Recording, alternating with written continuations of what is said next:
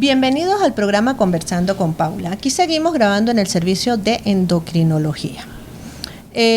Seguimos en lo que es la educación en la diabetes. De hecho, el lema de la Organización de las Naciones Unidas dice: educar es proteger el futuro. Y así es lo que nos estamos haciendo con todos estos programas sobre educación. Esta vez vamos a hablar sobre la diabetes gestacional, donde cuento con dos residentes excelentes del servicio de endocrinología. La doctora Marjorie Vinces, que es una importada de Ecuador, y el doctor Jonathan Zambrano, otro importado de Ecuador. Estamos rodeados de uno de los países vecinos de Venezuela. Ahora, no vecinos, amigos de Venezuela. Vamos a hablar sobre Marjorie. Bienvenidos los dos. Primero den la bienvenida. Muchas gracias por la invitación. Es un honor estar aquí en Conversando con Paula. Hola doctora, bueno, primero agradecer por la invitación, de verdad que muy afortunado de estar en este programa y poder compartir y bueno, dar algunas ideas de lo que estamos trabajando día a día en este servicio. Bueno, todo este mes ha sido del Círculo Azul, de esta Unión, Vida y Salud. Y ahorita vamos a hablar sobre el embarazo, y es la diabetes gestacional. Marjorie, infórmale a la población con palabras muy bonitas qué es la diabetes gestacional. La diabetes gestacional es la diabetes que se diagnostica en el embarazo por primera ocasión. Entonces, esta diabetes no es nada más que se produce por ciertos cambios fisiológicos y estos cambios fisiológicos van a permitir que el feto tenga todos los nutrientes necesarios para su correcto desarrollo. Esta diabetes se produce porque dentro del embarazo existe una resistencia a la insulina. ¿Y qué es la resistencia a la insulina? No es nada más que cuando la insulina que permite esta de aquí, la entrada de glucosa a la célula, no se cumple de forma adecuada. Estos cambios producen, como les mencioné, unos cambios fisiológicos. Entre ellos es que la placenta produce ciertas hormonas como el lactógeno placentario, la progesterona, entre otros. Esto va a producir lo que les mencioné, la resistencia a la insulina, y la secreción de insulina no es suficiente para vencer lo que es esta resistencia a la insulina, por lo cual se va a desarrollar lo que es la diabetes gestacional. Eso es importante porque estas manifestaciones de esta diabetes gestacional, o sea, ese aumento de la glucosa en sangre en la madre, pueden traer complicaciones tanto para la madre como el feto. Por eso es que estamos nosotros trayendo este tema, porque todo el mundo dirá, bueno, yo estoy embarazada, no me puedo complicar, pero resulta que sí se complica. Y uno de los que pueden pasar desapercibidos es esta enfermedad. Ahora, Jonathan, ¿cuáles son los síntomas que pueden presentar estos pacientes? Bueno, como la doctora lo dice, este estado de hiperglucemia en estas pacientes generalmente va a causar síntomas muy comunes entre los que destacan, por ejemplo, un aumento en la frecuencia urinaria, lo cual va a desencadenar lo que es fatiga, cansancio, debido a que esta frecuencia no solo se da durante el día, sino también durante la noche, por lo que las pacientes se van a levantar a orinar más en la noche, por lo que no van a poder dormir bien, y eso va a causar este tipo de cansancio. También va a haber en este caso un aumento en el hambre, va a haber una mayor ansiedad, por lo que las pacientes van a decir como que no es suficiente o no es satisfactorio la alimentación que ellas van a ingerir a diario. Bueno, con esto también, ya que hay un aumento en la frecuencia urinaria, también va a haber más propensión a que se produzcan infecciones en las vías urinarias, o en este caso infecciones en las vías urinarias, va a haber fatiga para la paciente y sobre todo en las pacientes debido a esto va a haber una mayor sensación de sed, por lo que se va a considerar eso como polidipsia, y en este caso algunas pacientes van a ir asociadas con náuseas, vómitos y ciertos malestares que son propios del embarazo. Es importante no solamente destacar estos síntomas, sino que uno de los que pueden detectar esta patología es el obstetra que está valorando esta paciente, porque va a ver en el ecosonograma, o sea, el ultrasonido obstétrico, el crecimiento más de lo normal de este feto. Y ahí es cuando ellos no los pueden referir, porque puede ser que la paciente no sienta las manifestaciones que acaba de nombrar Jonathan, puede pasar desapercibido porque ellos dicen durante el embarazo, pues ellos tienen mucho aumento del apetito, que tienen antojos y pasan desapercibido eso, o porque yo estoy embarazada, estoy cansada, no, es que yo tomo más agua y por eso orino, pero no se dan cuenta de esa patología y resulta que es el obstetra que le llama la atención porque el feto ha crecido más de lo normal.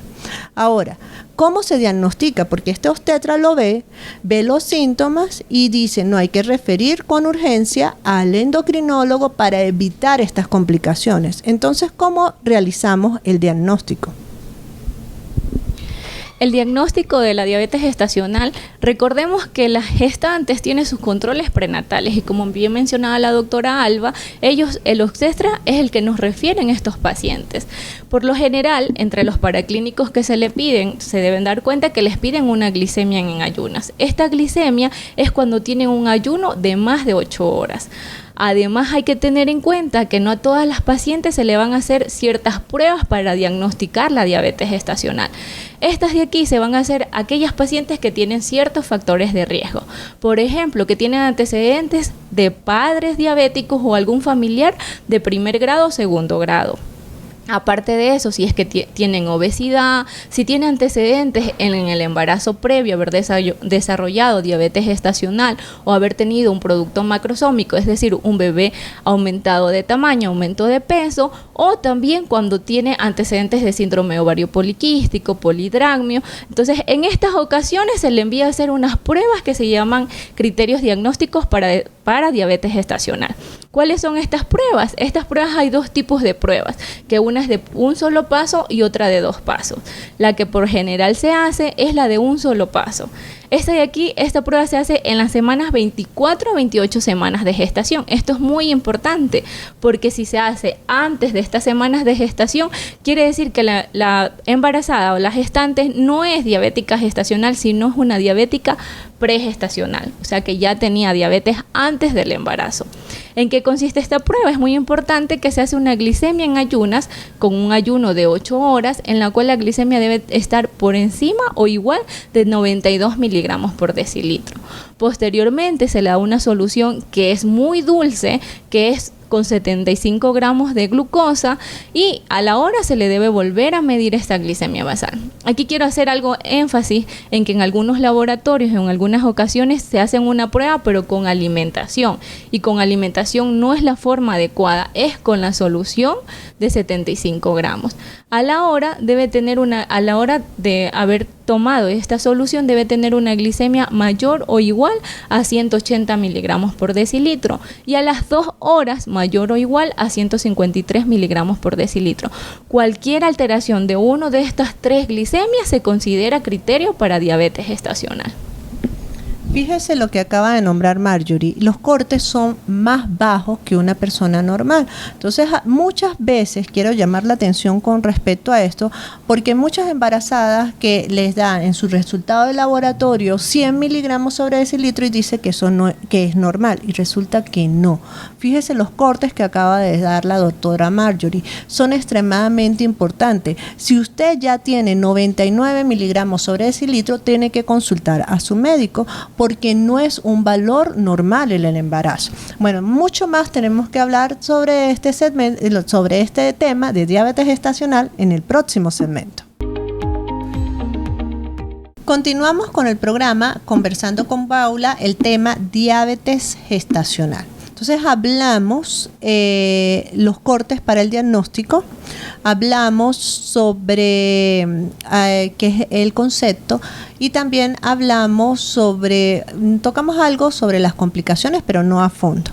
Pero es importante, sobre todo quiero recalcar que para hacer el despistaje de esta patología tiene que ser entre la semana 24 y 28 de gestación. ¿Por qué? Porque es cuando ya la placenta está totalmente formada. Al estar la placenta totalmente formada, va a secretar ciertas hormonas que van a hacer resistencia a la insulina. Entonces, si esta paciente tiene una predisposición genética, puede presentar la diabetes gestacional porque falla sus células betas del páncreas para secretar insulina que no puede combatir con la resistencia que producen todas estas hormonas. Así de otros factores que hablaremos sobre eso en este programa.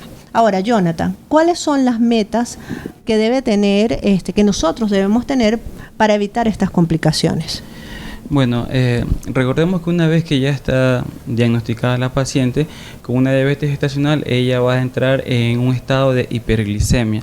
Este estado de hiperglicemia se puede considerar como un factor de riesgo, tanto para la madre como para el feto. En caso para la madre, bueno, puede ocasionar abortos espontáneos, puede producir malformaciones congénitas, entre ellas las más frecuentes a nivel cardiovascular, a nivel del sistema nervioso, a nivel del sistema urinario, ¿verdad? Y bueno, entonces, por eso nosotros tenemos que ya una vez diagnosticada esta paciente con diabetes gestacional, tenemos que decirle que se tiene que realizar glucometría o medirse la glucosa, tanto en ayuna como posteriormente a 1 hora y a las 2 horas, para mantener un mejor control glucémico y evitar estas complicaciones tanto en la madre como en el feto. Las metas, ¿cuáles van a ser? Una glicemia en ayuna que no supere los 95 miligramos sobre decilitro, a la hora que tenga una glicemia en 140 miligramos sobre decilitro, y a las 2 horas que no supere una meta de 120 miligramos sobre decilitro. Es decir, que la paciente, una vez que, durante el día y tarde y noche, no supere una glicemia de 120 miligramos sobre decilitro, para así evitar estas complicaciones. Fíjense, volvemos otra vez con el punto de que los valores metas y para el diagnóstico son bajos, porque normalmente una paciente que está embarazada, pues los valores de glucosa son bajos. Esos mareos que le dan en el primer trimestre es más que todo porque se bajan los niveles de glucosa en el periodo de adaptación de ella. Ahora, fíjense que yo les estaba nombrando otra en la introducción de este segmento sobre la placenta. Esa placenta secreta hormonas que van a que van en contra de todas las funciones de la insulina. Y por eso, durante el embarazo es un estado fisiológico de resistencia a la insulina. Pero hay personas que tienen esa predisposición. ¿Ok? Y mucha de esa predisposición es genética por parte de la familia, o sea, si su papá fue diabético o si es obesa, como todos los factores que nombró Marjorie. Ahora, ¿qué le decimos? Porque en verdad hay pacientes embarazadas que no presentan diabetes. ¿Ok? Pero si no regulan ciertos y determinados factores, pueden presentar diabetes. Entonces, ¿cómo podemos prevenir esta diabetes gestacional para que disminuya esa resistencia a la insulina? ¿Cómo podemos prevenir la diabetes gestacional? Son las medidas que básicamente se le da a la población general. Sería una alimentación adecuada, es una alimentación balanceada en la cual incluyan todos los grupos de alimentos.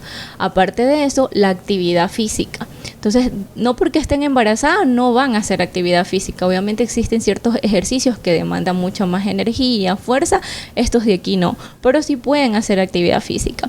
Entre otras de las medidas preventivas es algo muy importante, la ganancia de peso en el embarazo.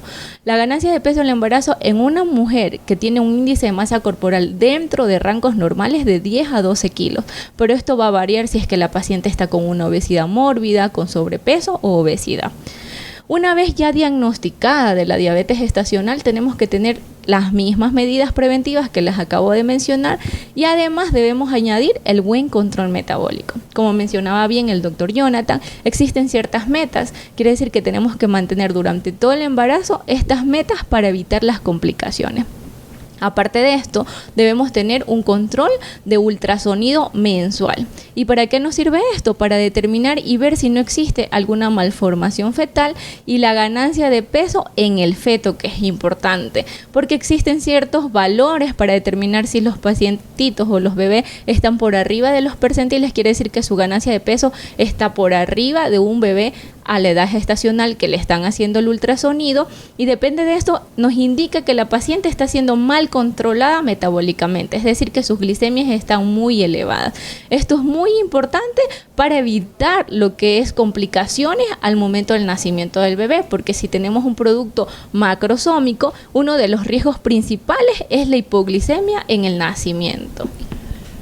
No solamente que haya una hipoglicemia en el nacimiento, es importante informarle a la población que si este feto crece en un ambiente con valores de glucosa elevada, en un futuro puede hacer, hace alteraciones epigenéticas en ese bebé y va a predisponer a ese bebé en un futuro que tenga enfermedades cardiovasculares. O sea, ya no solamente que si este feto nació, puede ser que haya nacido con un peso normal, pero su ambiente fue muy mal controlado, ya les estás poniendo una semilla para que en un futuro, si el niño no hace ejercicio, come mal en su infancia, pueda predisponer a lo que es la diabetes en el adulto, no solamente a la diabetes, sino a enfermedades cardiovasculares. Entonces, fíjense lo importante de tener un ambiente totalmente normal durante el embarazo, que ese niño se esté desarrollando y creciendo con valores de glucosa normales, con valores de lípidos normales, con valores de proteínas normales,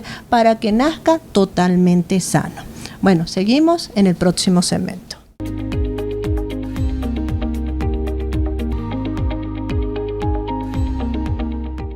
Continuamos en el programa Conversando con Paula. Recuerden nuestras redes sociales y nuestro número telefónico. Bueno, hablamos, fíjense lo importante de un buen control durante el embarazo. Es muy importante un buen control para evitar todas esas complicaciones, tanto para la madre como para el feto, porque dentro de las complicaciones de la madre también puede estar la preeclampsia, ¿okay? Que es gravísimo, que puede tener una diabética gestacional mal controlada. Una amenaza de parto pretérmino también la puede tener una diabética gestacional mal controlada.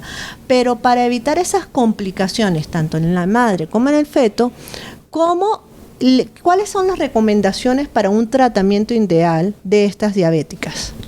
Bueno, como dijo la doctora, ya una vez que nosotros tenemos una paciente con diabetes gestacional, la piedra angular, o sea, lo fundamental es educar a la paciente.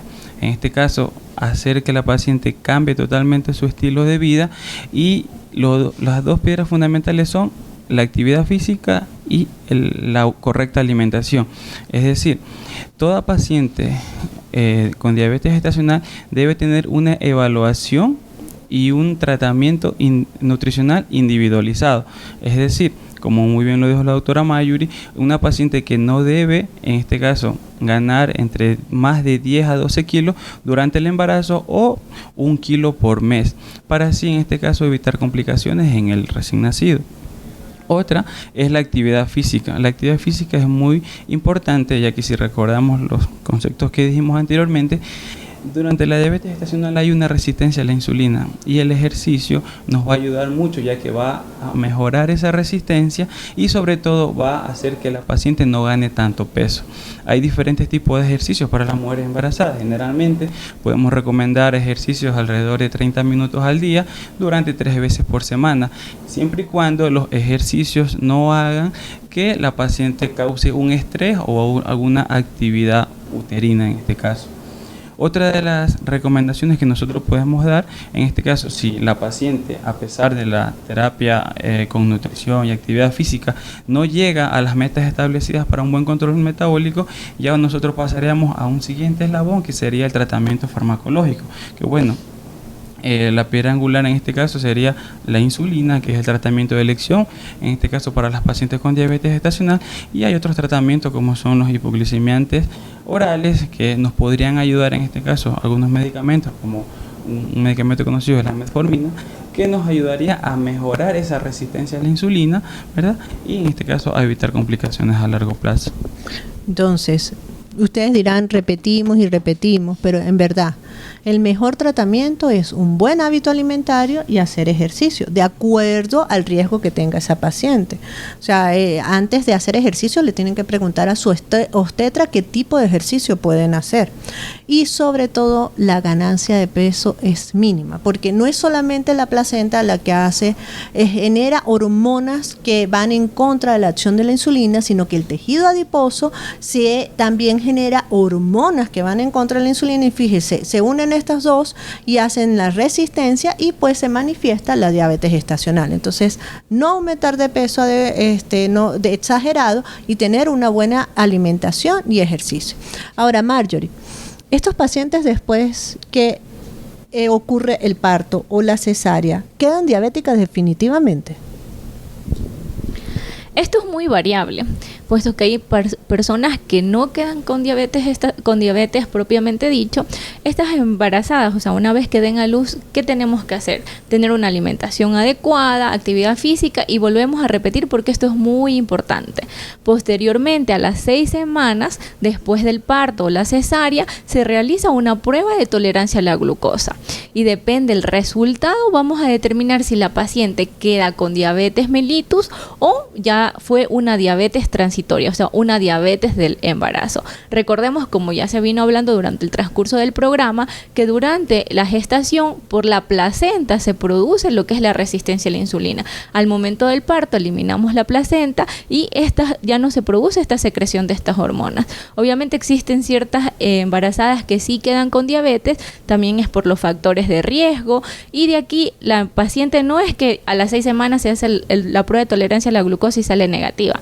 No, después de eso tiene que tener un control anual, por lo menos los primeros 3 años y posteriormente cada 3 años. Sin embargo, esto de cada 3 años es muy variable, porque si aparece un factor de riesgo, una glicemia en ayunas alterada, aumenta de peso, esto va a cambiar y su control debe ser cada año con una prueba de tolerancia a la glucosa con valores muy diferentes a los que se realizan en el embarazo.